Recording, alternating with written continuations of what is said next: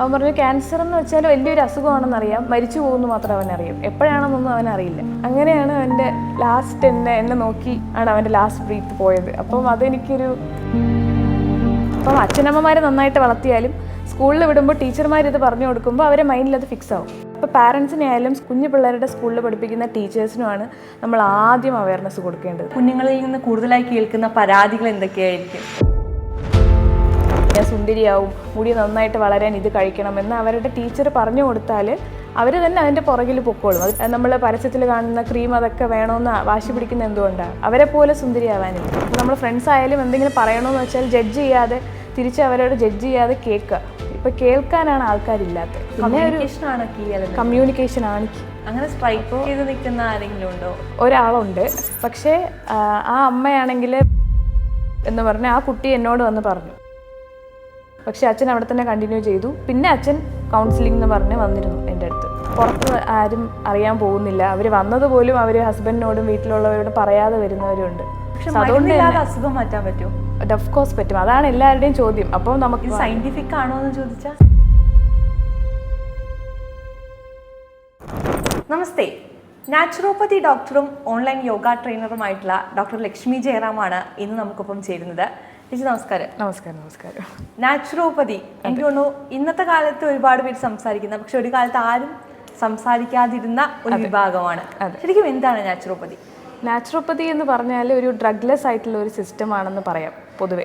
അപ്പോൾ നാച്ചുറോപ്പതി എന്ന് പറഞ്ഞാൽ നമ്മൾ അധികം ട്രീറ്റ്മെൻറ്റ്സ് എന്ന് പറയുന്നത് തന്നെ നമ്മൾ ഫുഡിൽ തന്നെ മാറ്റം വരുത്തി കൊടുക്കുന്ന പോലെയാണ്. ലൈഫ് സ്റ്റൈൽ ചേഞ്ച് ചെയ്ത് പിന്നെ യോഗ കൂടുതൽ അതിൽ കൊണ്ടുവന്ന് അങ്ങനെ മെൻ്റലി സ്പിരിച്വലി അവരെ ഒരു സ്റ്റേബിൾ പ്ലെയിനിലാക്കുന്ന ഒരു മെക്കാനിസമാണ് നമ്മൾ നാച്ചുറോപ്പതി ചെയ്യുന്നത്. മോസ്റ്റ്ലി പ്രിസൈസ്ലി പറഞ്ഞാൽ ഡ്രഗ്ലെസ് സിസ്റ്റം. ഡ്രഗ് യൂസ് ചെയ്യാതെ എങ്ങനെ ഒരാളെ പഴയ പൊസിഷനിലേക്ക് അല്ലെങ്കിൽ പഴയ ഹെൽത്ത് കണ്ടീഷനിലേക്ക് കൊണ്ടുവരാം എന്നുള്ള ഒരു പ്രോസസ്സാണ് നമ്മളിതിൽ ചെയ്യുന്നത്. പക്ഷെ അതുകൊണ്ട് അസുഖം മാറ്റാൻ പറ്റുമോ? ഓഫ് കോഴ്സ് പറ്റും. അതാണ് എല്ലാവരുടെയും ചോദ്യം. അപ്പോൾ നമുക്ക് കൺസൾട്ടേഷനിൽ കൂടുതലും ഇത് എന്താണെന്ന് പറഞ്ഞു കൊടുക്കുന്നതിന് തന്നെ ഒരു ഹാഫ് ആൻ അവർ പോകും. അപ്പം നാച്ചുറോപ്പതി എന്താണെന്ന് ചോദിക്കുന്നവർക്ക് അതാണ് നമ്മൾ ഫസ്റ്റ് പറയുന്നത്. പിന്നെ എങ്ങനെയെന്ന് ചോദിച്ചാൽ നമ്മൾ ലൈഫ് സ്റ്റൈൽ നമുക്കറിയാം. നമ്മൾ കഴിക്കുന്ന ആഹാരം പ്യുവർ അല്ല. നമ്മൾ സ്ട്രെസ് ആയാലും, ഇപ്പം സ്ട്രെസ് ഇല്ലാത്ത ആരും ഇല്ല. അപ്പം സ്ട്രെസ് ആയാലും എന്തായാലും മെൻ്റലി നമ്മൾ എന്തൊക്കെ ചിന്തിക്കുന്നോ അത് ഈവൻ നമ്മുടെ സ്കിന്നിൻ്റെ ഓരോ സെൽസിൽ പോലും അത് എഫക്റ്റ് ചെയ്യും എന്ന് പറയുന്നുണ്ട്.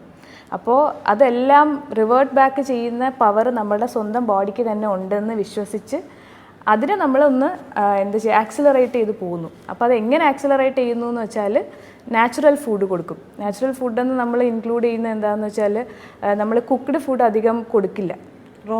റോ ഫുഡായിരിക്കും കൊടുക്കുക. പിന്നെ സ്റ്റീംഡ് ആയിരിക്കും കൂടുതൽ കൊടുക്കുക. അപ്പം അതിൻ്റെ ഫ്രൈഡൊക്കെ മാക്സിമം അവോയ്ഡ് ചെയ്ത് നമുക്കറിയാം നാച്ചുറലി എന്തൊക്കെ ഫുഡ് കഴിക്കുമ്പോഴാണ് ഹെൽത്തി ആയിരിക്കുന്നതെന്ന്. അത് കുറച്ചുകൂടെ കൂടുതൽ നമ്മൾ കോൺഷ്യസ് ആയിട്ട് എന്തൊക്കെ സിംറ്റംസ് ആണോ നമ്മൾ ഇപ്പം സ്ട്രെസ് ആയാലും ഡിപ്രഷൻ ആയാലും ഇതൊക്കെ നമുക്ക് മെൻ്റലി ഉണ്ടാവുന്നതിന് റിലേറ്റ് ചെയ്തിട്ട് വരുന്ന കുറച്ച് ഡിസീസുകൾ ഉണ്ടാവും. ഇപ്പോൾ ഡയബറ്റീസ് ആയാലും അതൊക്കെ സ്ട്രെസ് കാരണവും വരുന്നു എന്ന് ഇപ്പോൾ പറയുന്നുണ്ടല്ലോ. അപ്പോൾ ഡയബറ്റീസുകാർക്ക് ഡയബറ്റീസിന് വേണ്ടി മാത്രമുള്ള കുറച്ച് ഫുഡ് മാത്രം മാറ്റിയാൽ മതി. അപ്പോൾ അതിന് അവർ മെഡിസിൻ കഴിക്കാതെ ഫുഡും യോഗയും മാത്രം വെച്ച് ഒരു മെഡിസിനും കഴിക്കാതെ ഡയബറ്റീസ് മാറ്റാൻ പറ്റും എന്നാണ് ഇപ്പോൾ നാച്ചുറോപ്പതിയിൽ നമ്മൾ റിസർച്ച് വഴി കണ്ടുപിടിച്ചിട്ടുള്ളത്. സയൻറ്റിഫിക് ആണോ എന്ന് ചോദിച്ചാൽ സയൻറ്റിഫിക് ആണ്. അവർ പേപ്പർ പബ്ലിഷ് ചെയ്തിട്ടുണ്ട്. അപ്പം എല്ലാവർക്കും സെർച്ച് ചെയ്താൽ കിട്ടുമായിരിക്കും. ഇപ്പോൾ പുതിയതായിട്ട് ഇപ്പം ഡയബറ്റീസ് പോലും റിവേർട്ട് ബാക്ക് ചെയ്യാൻ പറ്റും നമ്മൾ ഡയറ്റ് പ്രോപ്പറായിട്ട് ഫോളോ ചെയ്താൽ. കിഡ്നി പേഷ്യൻസ് വരെ 4 വർഷം സ്റ്റിക്ക് ഓൺ ചെയ്ത് ഡയറ്റ് ഫോളോ ചെയ്താൽ, ഡയറ്റ് ആൻഡ് യോഗ ഫോളോ ചെയ്താൽ റിവേർട്ട് ബാക്ക് ആകുന്നു എന്നാണ് പറയുന്നത്. സോ കിഡ്നി പേഷ്യൻ്റ് എന്ന് പറഞ്ഞാൽ നമ്മൾ ഇനിയൊന്നും ചെയ്യാൻ പറ്റില്ല എന്നൊരു സ്റ്റേജാണ്. അപ്പോൾ അവർക്ക് പോലും ഹോപ്പ് കൊടുക്കുന്ന ഒരു വലിയൊരു പൊട്ടൻഷ്യൽ തന്നെ ഉണ്ട് നാച്ചുറോപ്പതിക്ക്. അങ്ങനെ ഒരിക്കലും ലൈഫിലേക്ക് തിരിച്ചു വരില്ല എന്ന് തോന്നിയ ഒരാൾക്ക് സഹായകമാകാൻ പറ്റിയിട്ടുണ്ടോ? അങ്ങനെയാണെങ്കിൽ എനിക്ക് ഒരാളെ പറയാനുണ്ട്. ക്യാൻസർ പേഷ്യൻറ്റിൽ ലാസ്റ്റ് സ്റ്റേജ് വന്നിട്ടുള്ളതാണ്. പക്ഷെ പുള്ളിക്കാരൻ ഇപ്പം മരിച്ചുപോയി. എന്നാലും ലാസ്റ്റ് സ്റ്റേജിലുണ്ടായിരുന്ന പുള്ളിക്കാരനെന്ന് വെച്ചാൽ ക്യാൻസർ ഫസ്റ്റ് സ്റ്റേജ് വന്നപ്പോഴേ അവർക്ക് അത് 3rd സ്റ്റേജ് 4th സ്റ്റേജ് വരെ പോകാനുള്ള കാരണം തന്നെ അവരുടെ മൈൻഡ് സെറ്റിലുള്ള അവരുടെ സ്ട്രെസ്സാണ്. അപ്പോൾ സ്ട്രെസ്സ് കൂടുമ്പോൾ നമ്മളെ ബോഡിയിൽ പെയിൻ ഹോർമോൺസ് കൂടും. അപ്പോൾ പെയിൻ റെഡ്യൂസ് ആവുന്ന ഹോർമോൺസ് റെഡ്യൂസ് ആവുകയും നമുക്ക് ദേഹത്ത് ഫുള്ള് പെയിൻ കൂടും. അപ്പോൾ നോർമലി ഉണ്ടാവുന്ന പെയിനേക്കാളും സ്ട്രെസ്സ് വരുമ്പോൾ അവർക്ക് ഭയങ്കര പെയിൻ ആയിരിക്കും. അതുകൊണ്ടാണ് ക്യാൻസർ പേഷ്യൻസിനെ ഹാപ്പി ആയിട്ട് വെച്ചിരിക്കണം, ചിരിപ്പിക്കണം, അവരെ എപ്പോഴും മെൻ്റലി സപ്പോർട്ട് ഭയങ്കരമായിട്ടും ഉണ്ടായിരിക്കും. കാരണം മെൻ്റലി സ്ട്രോങ് ആയിരുന്നാൽ അവരെ സ്ട്രെസ് ഹോർമോൺസ് റെഡ്യൂസ് ആവും. സ്ട്രെസ് ഹോർമോൺ റെഡ്യൂസ് ആകുമ്പോൾ ബോഡിയിലുള്ള പെയിൻ താനേ റെഡ്യൂസ് ആവും.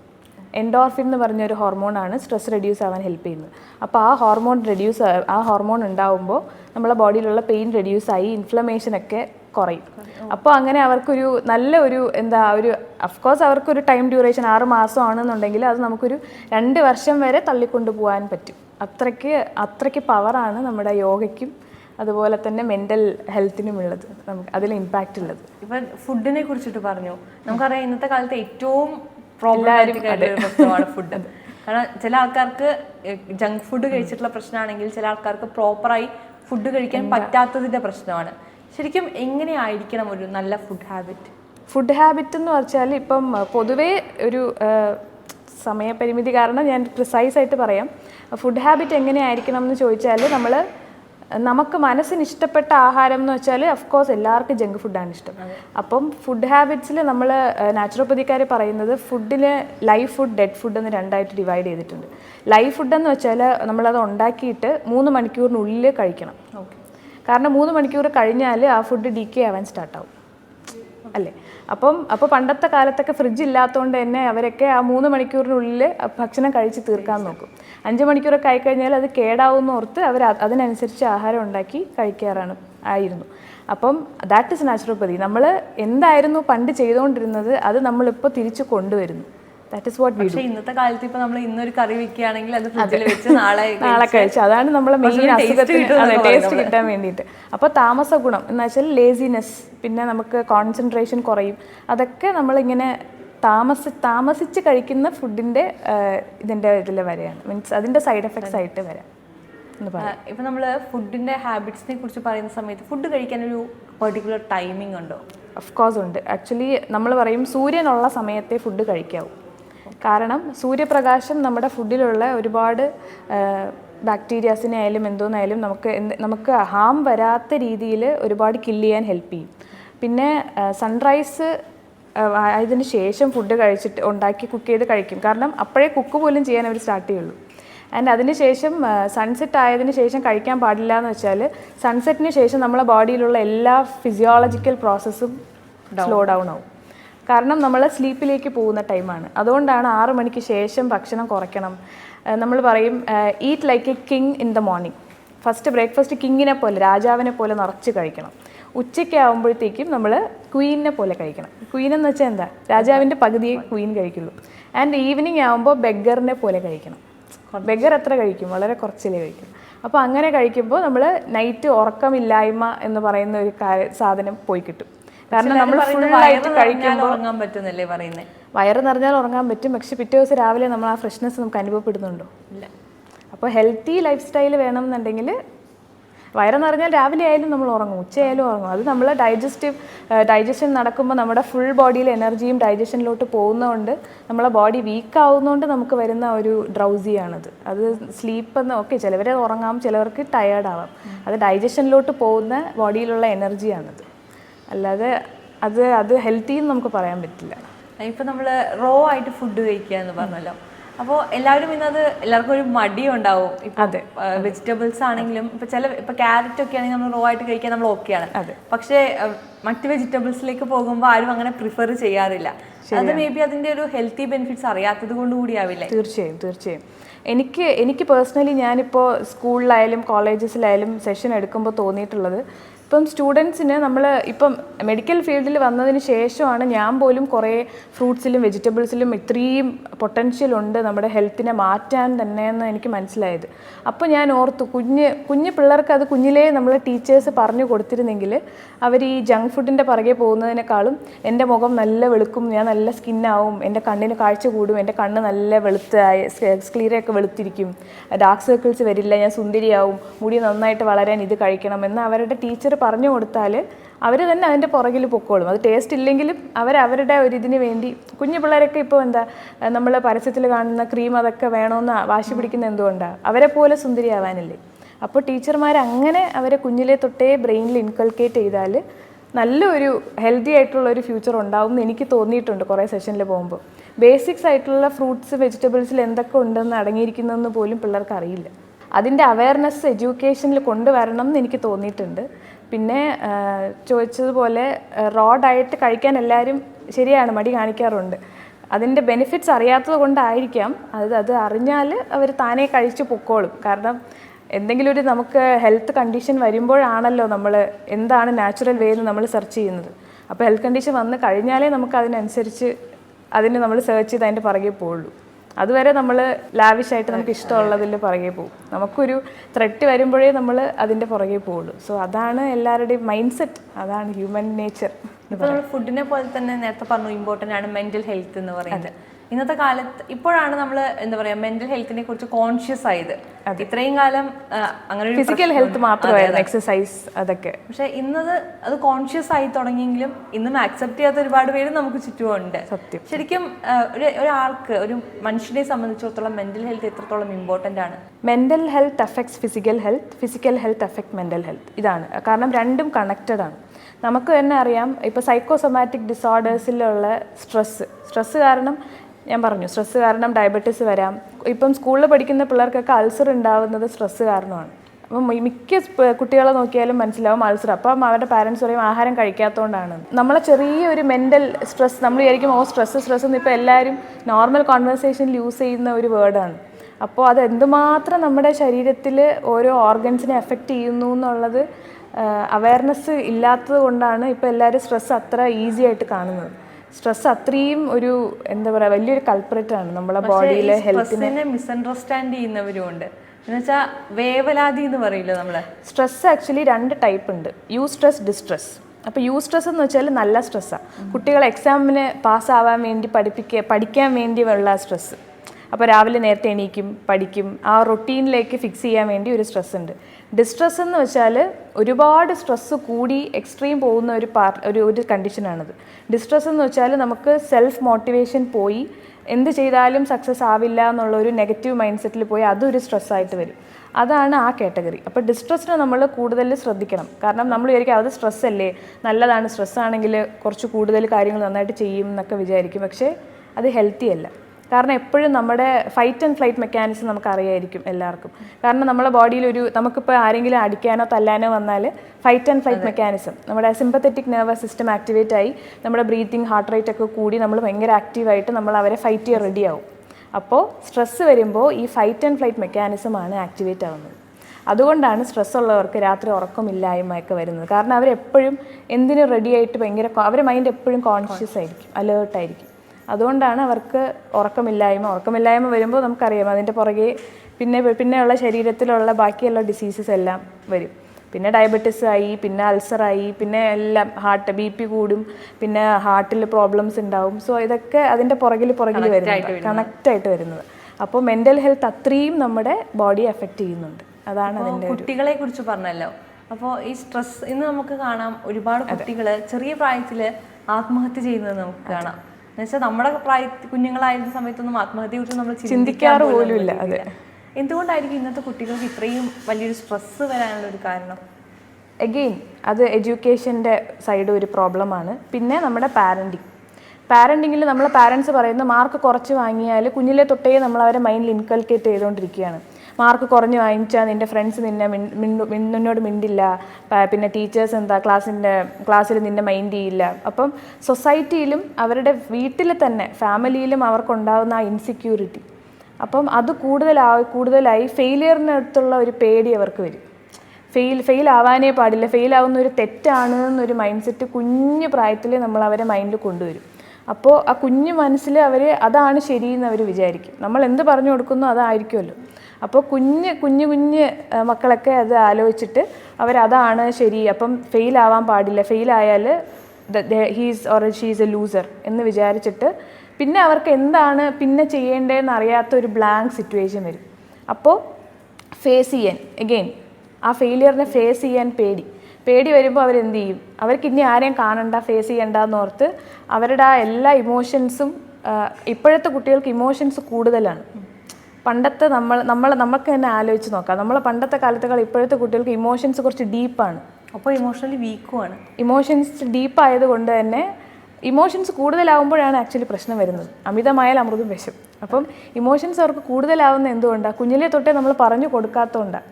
ഇവിടെ ഇത്രയും നീ ഫീൽ ആവാൻ പാടില്ല, മൂവ് ഓൺ ആവണം എന്ന് കുഞ്ഞിലെ പറഞ്ഞു കൊടുക്കാതെ വലുതാവുമ്പോൾ അവർക്ക് വലിയൊരു സിറ്റുവേഷൻ വരുമ്പോൾ അത് ഫേസ് ചെയ്യാൻ പറ്റാതെ ഒരു ഓവർ പാമ്പറിങ് ഒരു പ്രശ്നമാണ്. കാരണം തെറ്റ് ചെയ്താൽ എപ്പോഴും നമ്മൾ പാമ്പർ ചെയ്ത് അവസാനം എന്തും ചെയ്യാൻ നമ്മൾ റെഡിയാവും. ഇപ്പം അങ്ങനെയാണല്ലോ ഒരു കൊലപാതകയാവുന്നത്. ഒരു കൊലപാതകിക്ക് പോലും കുഞ്ഞിലെ തൊട്ടേ പാമ്പർ ചെയ്യാൻ പാരൻസ് ഇല്ലെങ്കിൽ പോലും നല്ലൊരു കൂട്ടുകാരനെങ്കിലും ഉണ്ടായിരിക്കും. എപ്പോഴും അവരുടെ കൂടെ ഒരു ആരെങ്കിലും ഒരു സപ്പോർട്ട്, എന്തെങ്കിലും ഡ്രൈവ് ഉണ്ടാവും. പിന്നെ പകുതി പേരങ്ങനെ, പകുതി പേർക്ക് ആ ഒരു ലാസ്റ്റ് മിനിറ്റ് അവർക്ക് ത്രെട്ടൺ ഉണ്ടായി അവർ ചെയ്യുന്നതാവാം. അതല്ലാതെ കുഞ്ഞിലെ തൊട്ടേ ആണ് നമ്മൾ കൂടുതൽ ഫോക്കസ് ചെയ്യേണ്ടത്. അപ്പം എഡ്യൂക്കേഷണൽ സിസ്റ്റത്തിലും പിന്നെ നമ്മുടെ പാരൻറ്റിങ്ങും പിന്നെ സൊസൈറ്റി, ഇത് മൂന്നും നമുക്ക് പെട്ടെന്ന് മാറ്റാൻ പറ്റില്ല. പക്ഷേ അതാണ് ഇന്ത്യയിൽ കൂടുതൽ യൂത്ത് സൂയിസൈഡൽ മെൻറ്റാലിറ്റി വരാനുള്ള കാരണം എന്നാണ് ഞാൻ മനസ്സിലാക്കിയത്. ഇപ്പോൾ ഒരുപാട് കുട്ടികളുമായിട്ട് ഇടപഴകുന്ന ഒരാളാണ്, സ്കൂളുകളിൽ ക്ലാസ് എടുക്കുന്ന ഒരാൾ കൂടിയാണ്. അവിടെ കുഞ്ഞുങ്ങളിൽ നിന്ന് കൂടുതലായി കേൾക്കുന്ന പരാതികൾ എന്തൊക്കെയായിരിക്കും? സ്ട്രെസ്. അവർക്ക് പറയും, മാം എനിക്ക് നാളെ ടീച്ചർ ക്ലാസ് ടെസ്റ്റ് ഇടുന്നു, അപ്പോൾ എനിക്കത് സ്ട്രെസ്സാണ്. അപ്പം ടീച്ചർമാർ ചിരിക്കും, ഈ പ്രായത്തിൽ നിനക്ക് എന്ത് സ്ട്രെസ്സാണ്, ഇതൊരു സ്ട്രെസ്സാണോ? പക്ഷേ അവരുടെ ആ ഒരു മൈൻഡ് സെറ്റിൽ അത് വലിയൊരു സ്ട്രെസ്സാണ് അവർക്ക്.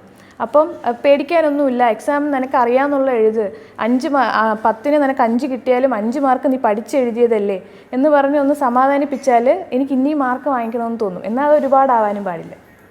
അപ്പം അതാണ് ഞാൻ പറഞ്ഞത്, നമ്മൾ സ്കൂളും പിന്നെ നമ്മൾ കുഞ്ഞു പിള്ളേരുടെ, ഇപ്പോൾ പാരൻസിനെ ആയാലും സ്കൂളിൽ പഠിപ്പിക്കുന്ന കുഞ്ഞു പിള്ളേരുടെ സ്കൂളിൽ പഠിപ്പിക്കുന്ന ടീച്ചേഴ്സിനുമാണ് നമ്മൾ ആദ്യം അവയർനെസ് കൊടുക്കേണ്ടത്. കാരണം ഞാൻ പോയപ്പം ഒരു സ്കൂളിൽ ഒരു ടീച്ചറാണെങ്കിൽ ഒരു ആൺകുട്ടി പെൺകുട്ടിയോട് സംസാരിച്ചപ്പോൾ, നീ ഇപ്പടി പേസിയിട്ടിരുന്ന പെൺപിള്ളേർ, ഒരു തമിഴ് ടീച്ചറാണ്, പൊണ്ണുങ്ക കൂടെ പേസിയിട്ടിരിക്കുന്ന പയ്യനായിട്ട് നനയ്ക്കും, നീ എന്നെ പൊമ്പിളയാ, നീ ഇല്ല ആമ്പിളയാ. ആ കുഞ്ഞ് ഒരു 2ാം ക്ലാസ് 3ാം ക്ലാസ് പഠിക്കുന്ന ഒരു കുഞ്ഞു ചെറുക്കനോട്, നീ ആൺകൊച്ചാണോ നീ പെൺകൊച്ചാണോ, നീ പെൺപിള്ളേരെ പോലെയാണോ നീ നടക്കണമെന്ന് പറഞ്ഞാൽ, അപ്പോൾ കുഞ്ഞിലേ അവരുടെ മൈൻഡിൽ ടീച്ചേഴ്സ് തന്നെ ആ ഒരു മൈൻഡ് സെറ്റ്, ആ ഡിസ്ക്രിമിനേഷൻ കൊണ്ടുവരികയാണ്. അപ്പോൾ പെണ്ണുങ്ങളോട് സംസാരിക്കുന്ന തെറ്റാണ്, അപ്പം പെണ്ണുങ്ങളുടെ ഇടയിലിരുന്ന ഞാനൊരു പെണ്ണുങ്ങളെ പോലത്തെ ക്യാരക്ടറായി പോവും. അപ്പോൾ അതൊക്കെ എവിടെ നിന്ന് വരുന്നു? അപ്പം അച്ഛനമ്മമാരെ നന്നായിട്ട് വളർത്തിയാലും സ്കൂളിൽ വിടുമ്പോൾ ടീച്ചർമാർ ഇത് പറഞ്ഞു കൊടുക്കുമ്പോൾ അവരെ മൈൻഡിൽ അത് ഫിക്സ് ആവും. അവരെന്ന് പറഞ്ഞാൽ ഒരു തുറന്ന പുസ്തകവും അല്ലെങ്കിൽ തുറന്ന കുടം പോലെയാണ്, ഫുള്ള് നിറയ്ക്കുന്ന എല്ലാം ഫില്ലായിക്കൊണ്ടിരിക്കുക. പിന്നെ അവസാനം വന്ന് അതങ്ങ് പൊട്ടിത്തെറിക്കുകയാണ് ലാസ്റ്റ് അവർക്ക് എന്ത് ചെയ്യണമെന്നറിയാതെ. പക്ഷെ നിറയ്ക്കുന്ന സ്റ്റഫിങ്സ് ക്വാളിറ്റി ഉള്ളതാണെങ്കിൽ പിന്നെ അതിൽ നല്ല നല്ല പുഷ്പങ്ങളും ഫലവൃക്ഷങ്ങളും ഉണ്ടാവും.